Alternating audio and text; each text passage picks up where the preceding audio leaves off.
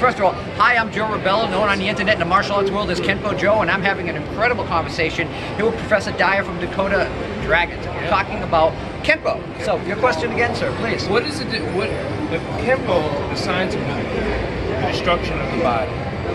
We are not teaching Kenpo as much. What's being missed in Kenpo and what's not being taught? Well, first of all, if people are diluting or watering down or doing different things to take away from the essence of what Kenpo is, that's their fault, not mine. Yeah. You know, I teach Kenpo as I was taught. I worked the Kenpo system from Mr. Parker's system, from Sonny Gascon's Kata Zampo Shinjutsu, from Damon German's Thai, from Shaolin Kenpo, any of those orientations I do. And I do it the way that I'm taught. So, you know, I mean, I jokingly say, but there's a lot of truth of it. Kenpo, how to rip, gouge, maim, and mutilate for fun and profit. That's right. We make no apologies for Kenpo. Kenpo is you know, the perfect weapon, the classic phrase. Kenpo can be the most lethal of martial arts. It becomes a great equalizer because of that. So now a small woman versus a large man, she can effectively do Kenpo. She can strike the person and poke the person. I jokingly say, no one bench presses with their eyeballs. Nobody lifts weights with their eardrums. You know, unless you're doing like iron shirt qigong, nobody bends swords and spears to their throat. Yeah, I used to and still do occasionally. But it's the exception, not the rule. So has Kenpo left the mainstream, or Kenpo was never part of the mainstream and they never understood it? It wasn't people didn't. Yeah, a lot of people don't understand Kenpo. A lot of people don't understand Kenpo because they look at it and, you know, we wear black for a reason. We have a long-standing history of, simply stated, utilizing techniques that many other traditional martial arts will give quote-unquote lip service to. And what I mean by that, you'll see them in text and they'll mention a finger strike or what have you. But maybe in one kata, you'll see them do a middle finger, an index finger strike. And that's a big deal for them. That's huge. For them, they still take the traditional reverse plunge, and knife hand block, and front kick. So Kenpo is its own orientation, one, because of its Chinese influence from the Kung Fu systems and the various animal styles entail.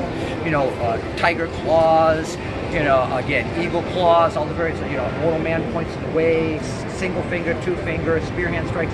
And we use those predominantly in our techniques. We don't put that on the back burner where, okay, maybe once every 47th technique we do it. It's an integral part of what makes Kenpo. Right. The use of the back fist, the hammer fist. These are Kenpo keystones. And this is what makes Kenpo Kenpo. Like when I watch a person do self-defense techniques, I'll watch and go, hey, that's a cool Kenpo technique. Oh no, it's a karate technique. No, it's a Kenpo technique. It's a Kenpo technique because you use this strike, you use the rolling hammer fist. That's Kenpo. That's not karate, guys. Though Kenpo can be considered a system of karate, it's still its own orientation. Now, Ed Parker, through the use of American Kenpo, and you know, by the way, Ed Parker never said American Kenpo. He just called it Kenpo Karate. You will not find a certificate that says American Kenpo on it from Ed Parker. It doesn't exist. He just produced Kenpo Karate. But he gave us theories and concepts and principles in a logical, simplistic fashion to enable us to explain Kenpo to everyone.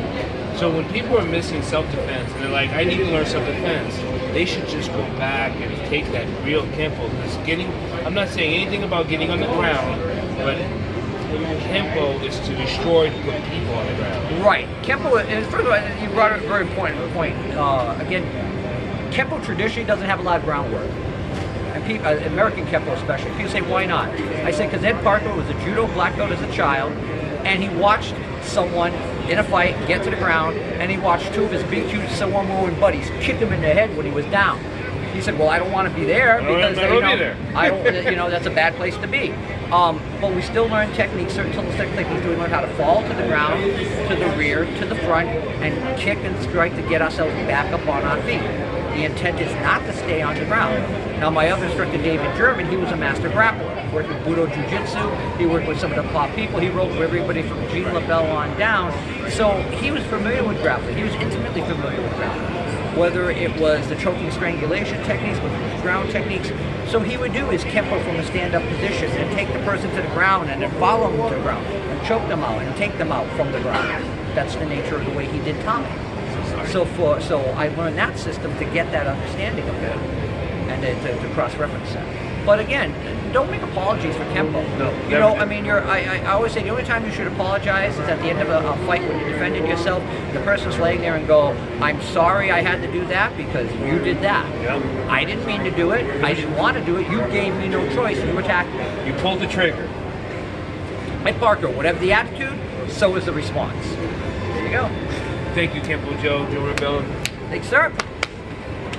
And, go.